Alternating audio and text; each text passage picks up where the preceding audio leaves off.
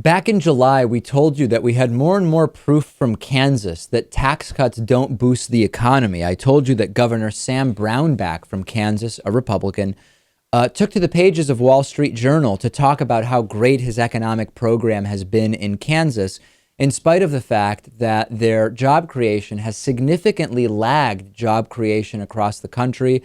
And we really looked in detail at the numbers and pointed out what we really already know, that tax cuts do not boost an economy.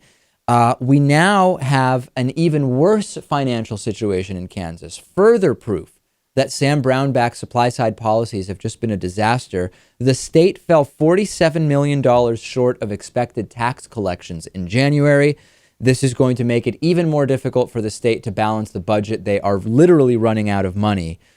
Overall, Kansas, through the first 7 months of 2014, was $59 million below what experts predicted they should have in order to be close to a balanced budget.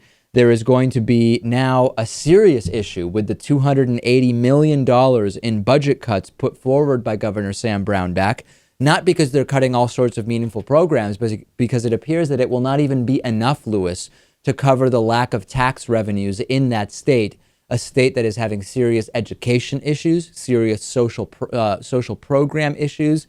It's just incredible that he continues to cheerlead. Yeah, I don't know. I don't know what's going on there. I guess he's too proud to admit that they made a mistake.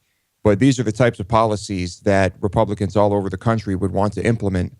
And this is a perfect example of what would happen if they did. And the saddest thing is that voters in Kansas who start to be affected by the lack of money probably won't connect it to Sam Brownback's policies. They'll say that liberal Obama in Washington is causing these problems, when actually the Brownback administration's job creation is lagging the Obama economy's job creation. The tax cuts are being proposed and pushed by Sam Brownback. They have nothing to do with President Obama's policy.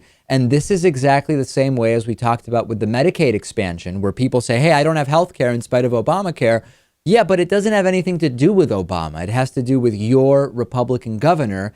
It unfortunately may not lead to an electoral consequence within Kansas for Republicans. No, if he runs again, I expect that his opponent will probably start pointing these things out. But yeah, you have to assume that most voters are not even paying attention to any of this.